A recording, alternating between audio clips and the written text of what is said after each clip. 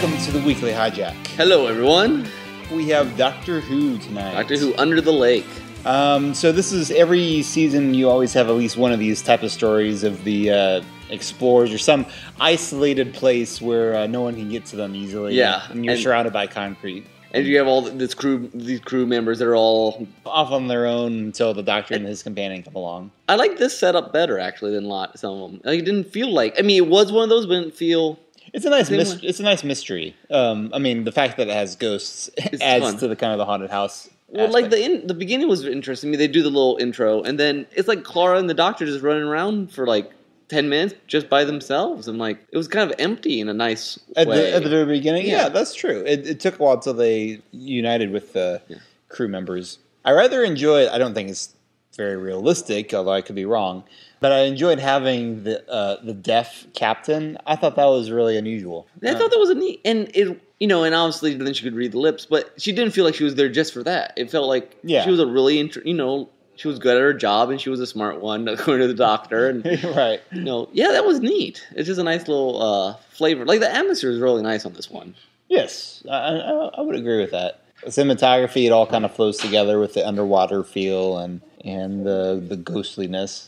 I'm not sure I actually have a whole lot to say about this one. No, although I will say I'm not sure I completely bought the Doctor's explanation of what the coordinates mean. It was like 4 random words that like supposedly means this one thing. It's like, okay, riddle me this, Batman. But I wonder if, because it impressed you on your mind, whether it just made more sense to him.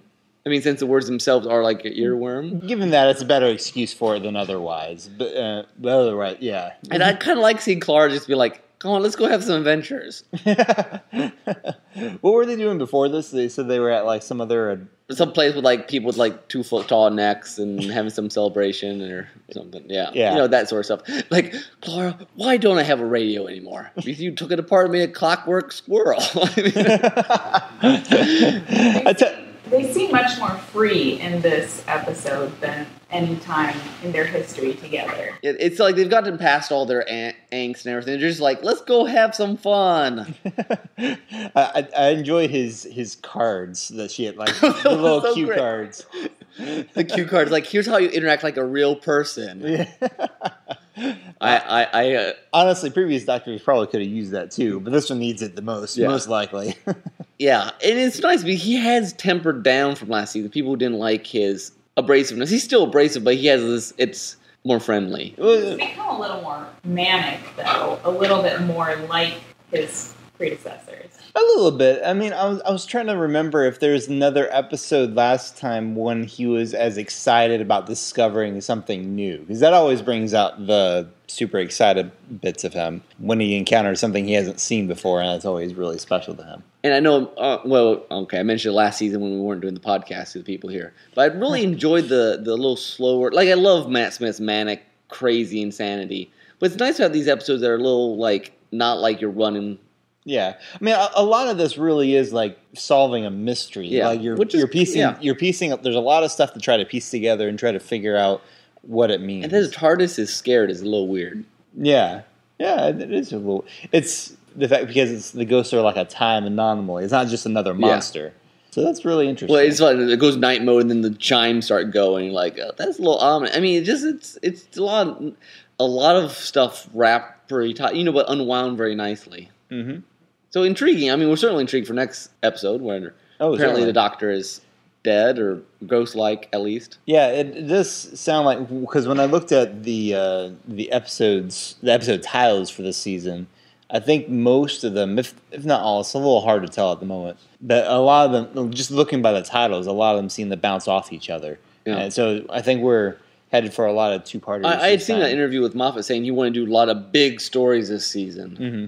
A lot of adventure sort of stuff. Which, going back to the serial format, is sort of, that's old school Doctor Who. Yeah, they were always, 4, 6 more parts. Yeah. Like War Games is like 12 parts or something like that. We've never really gone to... I don't think we've really had anything that's more than a 2-parter. Have there been like any 3-parters in this? Well, I mean, not counting like crazy, what was it, 5th season where the Doctor dies at the beginning and then... Oh, like they have arcs and stuff that kind of... long... That's not quite the same thing. But anyway, we'll see where this goes. And it's kind of fun that they all work for. They all know Unit. There's a girl who's like, "Hi, you're the Doctor." I thought it was funny too that they said this was 2119, yeah. so it was like 104 years, not just 100 years. It was 104. It's like okay.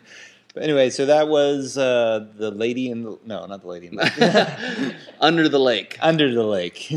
I'm getting ahead of myself, going on to Once Upon a Time territory. Exactly. So. But tune in next week, and also we have a new, in case you only listen to our weekly hijacks, we have a new episode of Derailed Trains of Thought that just came out, where we talked about... Who owns the story. Yes, story ownership, and summer movies. So it's a little late for it, but still, we talked about... Yeah, go check it out at derailedtrainsofthought.blogspot.com. In the meantime, this is Tim. This is Nick. Bye-bye.